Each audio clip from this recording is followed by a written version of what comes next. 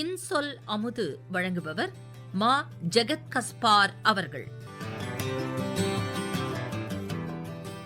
அன்பு இனிய நண்பர்களே, நாம் வாழ்கிற காலத்தினுடைய பிள்ளைகள், இளைஞர்கள் முந்தைய காலத்தைப் போல சமூக அக்கறையும் பொறுப்புணர்வும் இல்லாதவர்களாக இருக்கிறார்களே என்கின்ற கவலை கல்வியாளர்களுக்கும் சமூக அக்கறை உள்ளவர்களுக்கும் இருக்கிறது.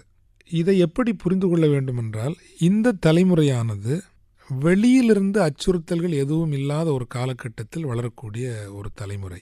ஓரளவுக்கு மெட்டீரியல் ப்ராஸ்பெரிட்டி, இன்னைக்கு பசி பட்டினி இப்படிங்கிற நிலைமை இல்லை, ஓரளவுக்கு எல்லாரும் வாழ முடியும் அப்படிங்கிற ஒரு காலகட்டத்தில் வாழ்கின்றோம். எனில் இவர்களுக்கு நாமே கவனம் எடுத்து வாழுகின்ற சமூகத்தோடு தொடர்புபடுத்த வேண்டிய ஒரு தேவை இருக்கிறது என்று நான் நினைக்கின்றேன். அவ்வாறே புதிய அச்சுறுத்தல்கள் என்ன? பழைய அச்சுறுத்தல்கள் இல்லை, பசி பஞ்சம் பட்டினி இல்லை, அதே போல வெளிநாடுகளிலிருந்து வந்து இங்கே போரிட்டு நம்மை அழிப்பார்கள், எக்ஸ்டர்னல் அக்ரஷன் இல்லை. ஆனால் புதிய அச்சுறுத்தல்கள் இருக்கின்றன. அவற்றை காண்பதற்கு நம் பிள்ளைகளை ஈடுபடுத்த வேண்டும் என்று நினைக்கின்றேன். இப்போ நாங்கள் இப்போ ப்ராஜெக்ட் நடத்துகிறோம். இன்றைக்கி ஒரு 4500 குழந்தைங்களை படிக்க வச்சுட்ருக்கிறோம்.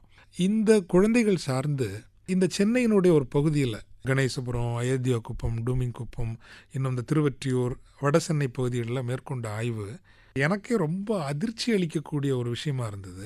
35% மேலான அந்த பள்ளி குழந்தைகளுக்கு அப்பா கிடையாது.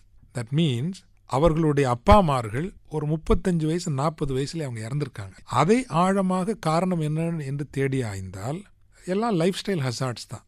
சின்ன வயசுலேயே ஒரு எல்லையில்லாத குடிப்பழக்கம், அது சார்ந்த ஏனைய தவறான பழக்கங்கள். ஆக இவ்வளோ ஒரு வல்னரபிலிட்டி இருக்குங்கிறத நம்ம கவனத்துக்கு வரலன்னா ஒரு வகையான ஒரு ஓட்டத்தில் நாம் இருக்கின்றோம். நானே கூட ஒரு 4500 குழந்தைங்களுக்கு நம்ம படிக்க வைக்கிறோம். அந்த பிள்ளைங்க எப்படியான சூழலில் வாழ்கிறாங்க.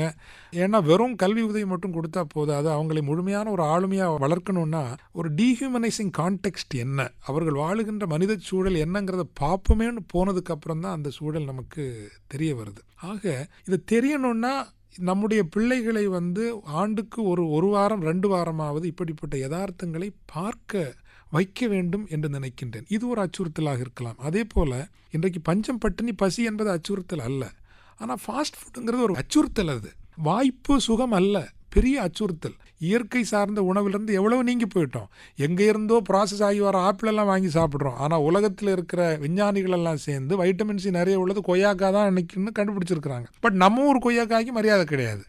நம்ம ஊரில் விளையக்கூடிய காட்டு நெல்லிக்கு இங்கே மரியாதை கிடையாது. காட்டு நெல்லி கொய்யாக்காய் ரெண்டையும் மாதிரி வைட்டமின் சி எதுலையுமே கிடையாது. எதுக்கு சொல்கிறேன் அப்படின்னா, இன்னைக்கு நாகரிக மோகங்கிறது புதிய அச்சுறுத்தல்களை உருவாக்கி இருக்கிறது, புதிய சமூக பிரச்சனைகளை நம் அருகிலேயே உருவாக்கி வருகிறது. இவற்றை பற்றின அறிவும் புரிதலும் பிள்ளைகளுக்கு நாமே கவனமாக திட்டமிட்டு வழங்குவதும் நம்முடைய கடமையில் ஒன்று என்பதை நாம் கருதி கொள்ள வேண்டும், உணர வேண்டும். நன்றி. இன்சொல் அமுது வழங்கியவர் மா. ஜெகத் கஸ்பார் அவர்கள்.